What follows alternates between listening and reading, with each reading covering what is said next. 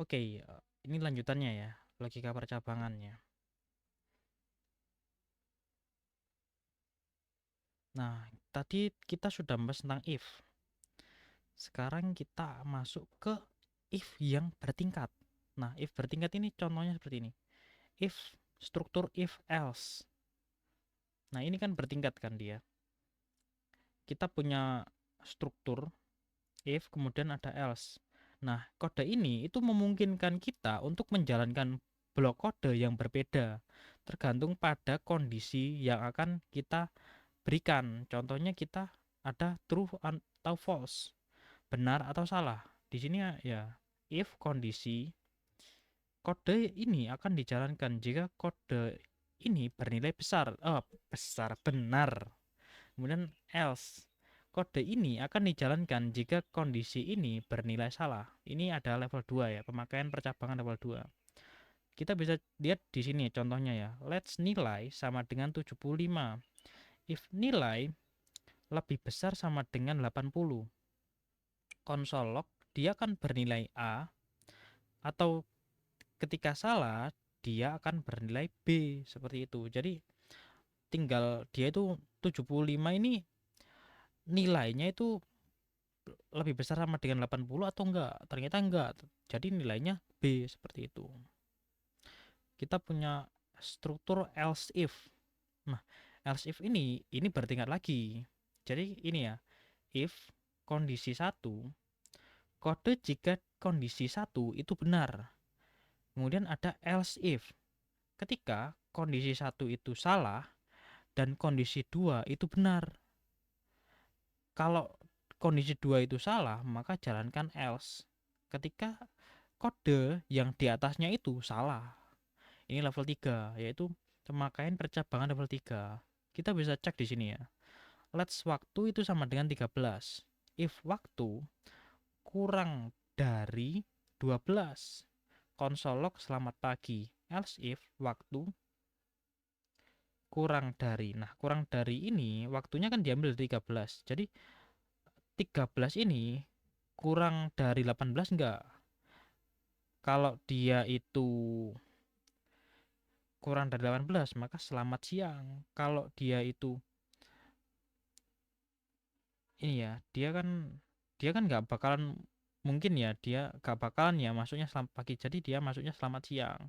Nggak mungkin kan dia selamat malam, karena kan dia itu waktunya kan nilainya 13, seperti itu. Ini operator perbandingan. Nah, operator perbandingan itu apa sih sebenarnya? Nah, operator perbandingan itu dipakai di dalam sini. Jadi di dalam kondisi ya, perkondisian seperti ini. Kita bisa cek di sini ya. Sama dengan, sama dengan. Sama dengan, sama dengan. Tipe data juga harus sama. Sama dengan, sama dengan, sama dengan. Jadi sama dengannya 3 ya. Jadi tipe data harus sama. Jadi ketika nilainya itu 18, dia itu sama dengan 18.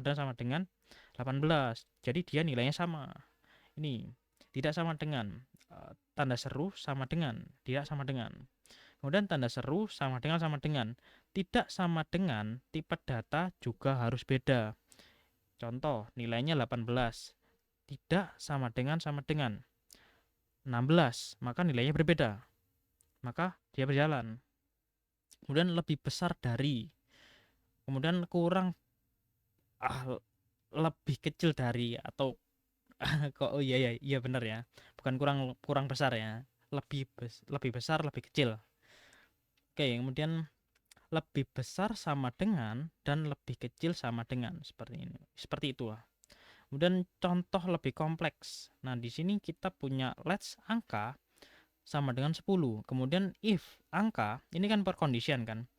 Ini persen ya. Nah, persen ini artinya apa? Ini modulus ya. Modulus 2 itu sama dengan 0. Benar atau tidak? Modulus 2 ya. Modulus 2. 2 dibagi 2 itu berapa? 0 kan? Jadi dia itu angkanya genap, bukan angkanya ganjil. Ketika modulusnya itu 5, maka dia itu kan nyisa 1 kan. Maka dia angkanya ganjil, seperti itu. Oke, lanjut ya. Ini contoh pemakaian dalam function atau fungsi. Nah, dalam pemakaian fungsi, kita bisa cek di sini. Logika percabangan itu sering dipakai di dalam fungsi untuk ngebuat keputusan berdasarkan nilai yang diberikan sebagai parameter. Contoh ini, function cek usia. Ini kan umur. Nah, umur ini kan nilai ya atau parameter yang diberikan. If umur kurang lebih eh, lebih kecil dari 18 ya. Return anak-anak. Else if umur lebih kecil dari 60, maka dia itu bernilai dewasa. Kalau dia itu di atasnya 60, maka masuknya return manula seperti itu. Oke. Mungkin cukup sampai sini ya, karena ini sudah selesai ya. Ya, 23 ya, sudah selesai ya. Jadi setelah ini kita akan membahas lebih kompleks lagi ya setelah kita membahas tentang percabangannya. Ya, disiapkan lah. Oke, terima kasih.